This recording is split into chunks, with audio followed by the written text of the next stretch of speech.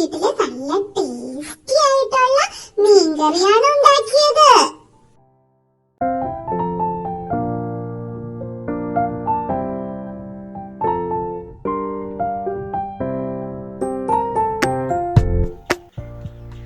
Life സ്റ്റൈലിലേക്ക് എൻ്റെ എല്ലാ കൂട്ടുകാർക്കും സ്വാഗതം. ഇന്നില്ലേ നമ്മളൊരു മീൻകറിയാണ് കേട്ടോ ഉണ്ടാക്കാൻ പോകുന്നത്. അപ്പോൾ ഇന്നത്തെ മീൻകറിക്ക് ഒരു പ്രത്യേകതയുണ്ട്. പ്രത്യേകത എന്ന് വെച്ചാൽ മീൻകറിക്കല്ല പ്രത്യേകത, അതിൽ ചേർക്കുന്ന ഒരു സാധനത്തിനാണ് ഒരു പ്രത്യേകത ഉള്ളത് കേട്ടോ.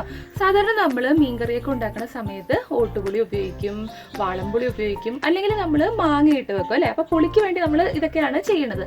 അപ്പോൾ ഇന്നും നമ്മൾ മീൻകറി ഉണ്ടാക്കാൻ വേണ്ടിയിട്ട് ഓട്ടുപുളി തന്നെയാണ് ഉപയോഗിക്കുന്നത്.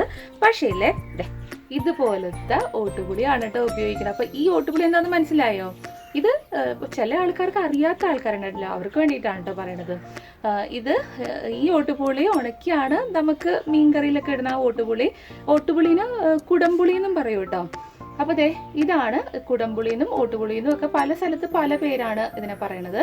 അപ്പോൾ ഇത് പഴുത്തതാണ്. അപ്പോൾ ഇന്ന് ഈ പഴുത്ത കുടംപുളി ഉപയോഗിച്ചാണ് നമ്മൾ ഇന്ന് മീൻകറി ഉണ്ടാക്കാൻ പോകുന്നത്. സാധാരണ ഇത് ഉണക്കിയ കറുത്ത കളറിലെ പുളി കൊണ്ടല്ലേ നമ്മൾ മീൻകറി ഉണ്ടാക്കണം.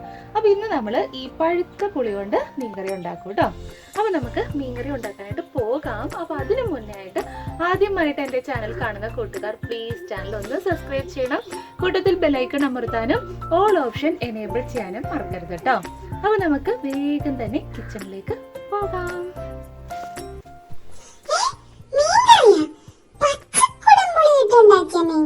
എന്തായാലും മീൻകറിയല്ലേ, അപ്പൊ ഇത് നല്ല കുശാലായിരിക്കും.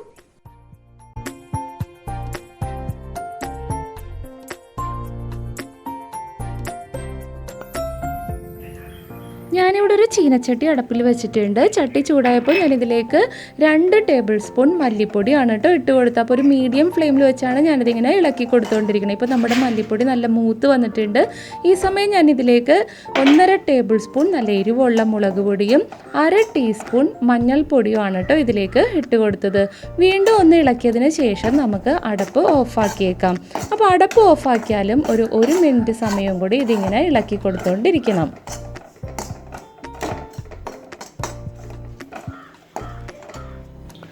ഇപ്പൊ നമ്മൾ വറുത്തെടുത്ത പൊടികളെല്ലാം ഞാൻ ഈ ഒരു മിക്സിയുടെ ജാറിനകത്ത് ഇട്ടിട്ടുണ്ട് കേട്ടോ. അപ്പൊ ഇനി നമുക്ക് ഇതിനകത്ത് കുറച്ച് വെള്ളം ഒഴിച്ചിട്ട് ഇത് നന്നായിട്ട് ഒന്ന് അരച്ചെടുക്കാം.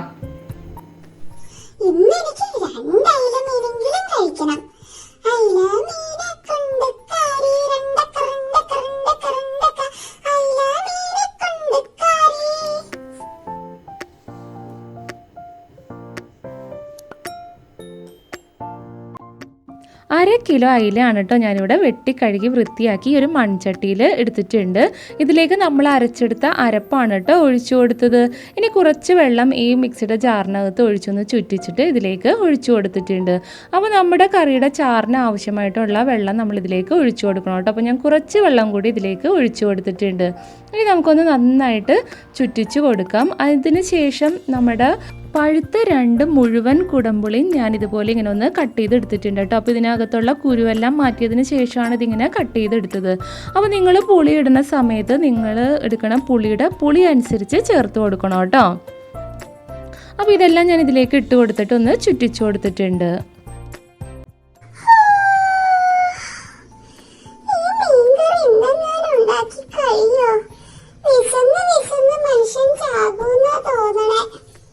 അയ്യോ വിശക്കണേ, ഉറക്കം വന്നണ്ടല്ലോ, ഉറക്കം വന്ന്.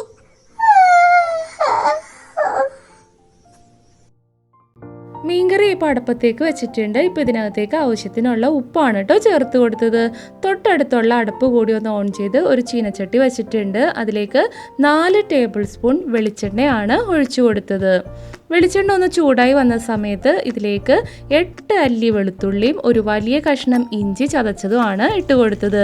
ഇനി നമുക്കിത് നന്നായിട്ടൊന്ന് മൂത്ത് വരണ വരെ ഇളക്കി കൊടുക്കാം. ഇനി ഞാൻ ഇതിലേക്ക് ഒരു വലിയ സവോള നല്ല വീതിയിൽ കട്ട് ചെയ്തെടുത്തതാണ് കേട്ടോ ഇട്ട് കൊടുക്കാൻ പോകുന്നത്. ഇതുപോലെ ഒന്ന് കട്ട് ചെയ്തെടുത്തിട്ടുണ്ട്. ഇനി നമുക്കത് ഈ വെളിച്ചെണ്ണയിലേക്കൊന്ന് ഇട്ട് കൊടുക്കാം. ഇനി നമുക്കിത് നന്നായിട്ടൊന്ന് വഴറ്റിയെടുക്കാം കേട്ടോ.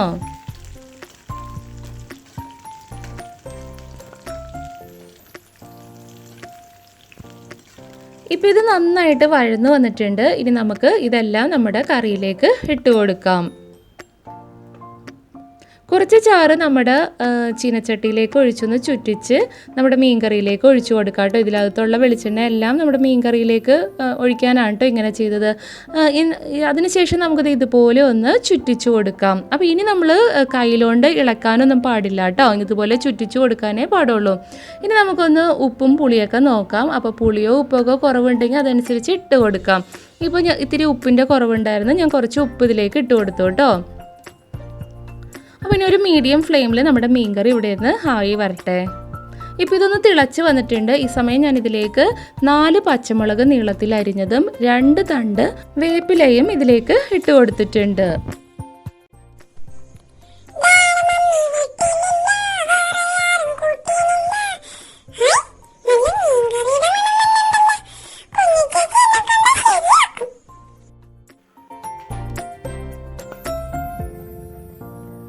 അപ്പോൾ ഇടയ്ക്കിടയ്ക്ക് നമ്മൾ മീൻകറി ഇങ്ങനെ ഒന്ന് ചുറ്റിച്ചു കൊടുത്തുകൊണ്ടിരിക്കണം കേട്ടോ.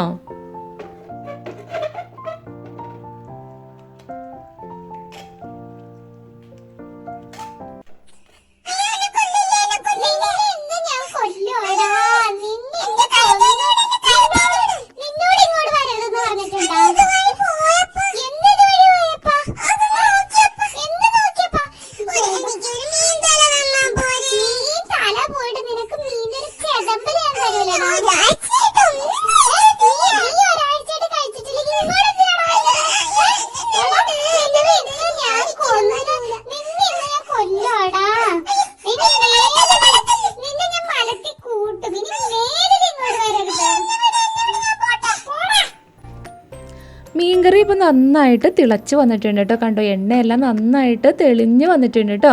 അപ്പോൾ വീണ്ടും ഒന്നിങ്ങനെ ചുറ്റിച്ചതിന് ശേഷം നമുക്ക് അടപ്പ് ഓഫാക്കിയേക്കാം. അങ്ങനെ നമ്മുടെ നല്ല ടേസ്റ്റി ആയിട്ടുള്ള പഴുത്ത കുടംപുളി ഇട്ട് വെച്ച നമ്മുടെ അയിലക്കറി ഇവിടെ റെഡി ആയിട്ടുണ്ട് കേട്ടോ.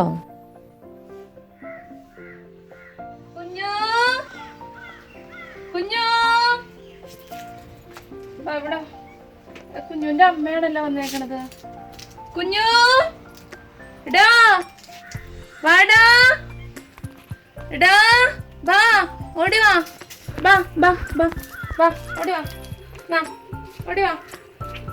ആഹാ, കുഞ്ഞുവിന്റെ അമ്മയുണ്ടല്ലോ, കുഞ്ഞുവിന്റെ അമ്മയുണ്ടല്ലോ.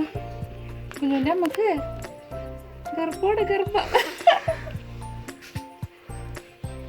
നമ്മുടെ കുഞ്ഞുവിന്റെ അമ്മയാണിത്. ഇപ്പൊ ഇവനില്ലേ വാവയുണ്ട് കേട്ടോ വയറ്റിൽ. ആഹാ, മീൻ കുഞ്ഞുന്റെ അമ്മ എടുത്തോണ്ടോ കേട്ടോ. അമ്മയാണെങ്കിലും അച്ഛനാണെങ്കിലും മീൻ തൊട്ടുള്ള പണിയൊന്നും വേണ്ട. എന്റെ മീൻ ഞാൻ ആർക്കും തരില്ല. വേണമെങ്കിൽ ആ ചോറ് തിന്നോ, ചോറൊന്നും എനിക്ക് വേണ്ട. ഒരു മീന്റെ മുള്ള പോലും ഞാൻ തരൂല കേട്ടാ. ഈ മുള്ള എനിക്കുള്ളതാണ്. ഈ ചോറ് വേണമെങ്കിൽ തിന്നോ. അമ്മയായാലും അച്ഛനായാലും കൊള്ളാം, മീൻ തൊട്ടുള്ള കളിയൊന്നും വേണ്ട. ഈ ചോറ് വേണമെങ്കിൽ എടുത്തോ. ഈ ചോറ് എനിക്ക് വേണ്ടട്ടാ. അയ്യേ, ചോറ് ആർക്ക് വേണം? അങ്ങനെ നമ്മുടെ നല്ല പഴുത്ത കുടംപുളി ഇട്ട് വെച്ച അയിലക്കറി കേട്ടോ, അതായത് മുളകിട്ട് വെച്ച അയിലക്കറി ഇവിടെ റെഡി ആയിട്ടുണ്ട്. അപ്പോൾ വളരെ സിമ്പിൾ അല്ലേ ഇത് ഉണ്ടാക്കാൻ. അപ്പോൾ നിങ്ങളിങ്ങനെ ഒന്ന് ഉണ്ടാക്കി നോക്കണം കേട്ടോ. എന്നിട്ട് അഭിപ്രായങ്ങളൊക്കെ ഒന്ന് കമൻറ്റ് ചെയ്യണം. പിന്നെ ഇന്നത്തെ വീഡിയോ ഇഷ്ടമായെങ്കിൽ ഒന്ന് ലൈക്ക് ചെയ്തേക്കണം. അപ്പോൾ അതിന് മുന്നേ ഒരു കാര്യമുണ്ട്, നമ്മൾ ഈ കറി ഒന്ന് ടേസ്റ്റ് ചെയ്ത് നോക്കിയില്ലല്ലോ. അപ്പോൾ നമുക്ക് ഈ കറി ഒന്ന് ടേസ്റ്റ് ചെയ്ത് നോക്കാം.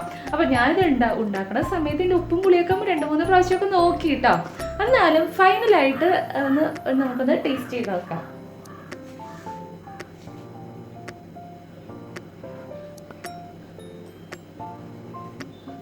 നല്ല ചൂടുണ്ട് കേട്ടോ. പിന്നില്ലേ, നമ്മൾ ഇതിനകത്ത് പഴുത്ത കുടംപുളിയല്ലേ ഇട്ടേക്കണത്. ഈ പുളി ശരിക്കും നമ്മൾ മാങ്ങയൊക്കെ ഇട്ട് മീൻകറി ഉണ്ടാക്കില്ല, അന്നേരം ആ മീൻകറിയിലെ മാങ്ങ നമ്മൾ കഴിക്കൂലേ, അതുപോലെ നമുക്ക് ഇതിനകത്തുള്ള ഈ കുടംപുളി കഴിക്കാൻ പറ്റും കേട്ടോ, മാങ്ങ കഴിക്കണ പോലെ. അപ്പോൾ ഇതൊന്ന് നോക്കട്ടെ, ചൂടാറിയിട്ടുണ്ട്.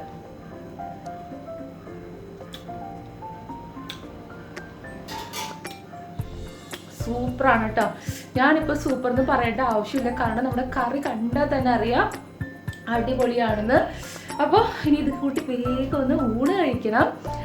അപ്പോൾ ഇനി നമുക്ക് അടുത്തൊരു വീഡിയോയിൽ കാണാം. അപ്പോൾ ഇപ്പോഴും ചാനൽ സബ്സ്ക്രൈബ് ചെയ്യാത്ത കൂട്ടുകാരുണ്ടെങ്കിൽ ഒന്ന് ചാനൽ സബ്സ്ക്രൈബ് ചെയ്തേക്കൂട്ടോ. പിന്നെ ബെല്ലൈക്കൺ അമർത്താനും ഓൾ ഓപ്ഷൻ എനേബിൾ ചെയ്യാനും മറക്കരുത്. ഓൾ ഓപ്ഷൻ ചെയ്താലാണ് ഞാൻ ഇടുന്ന വീഡിയോസിൻ്റെ എല്ലാ നോട്ടിഫിക്കേഷൻ നിങ്ങൾക്ക് വരികയുള്ളൂ കേട്ടോ. അപ്പോൾ നമുക്കിനി അടുത്തൊരു വീഡിയോയിൽ കാണാം. അതുവരെ ബൈ ബൈ.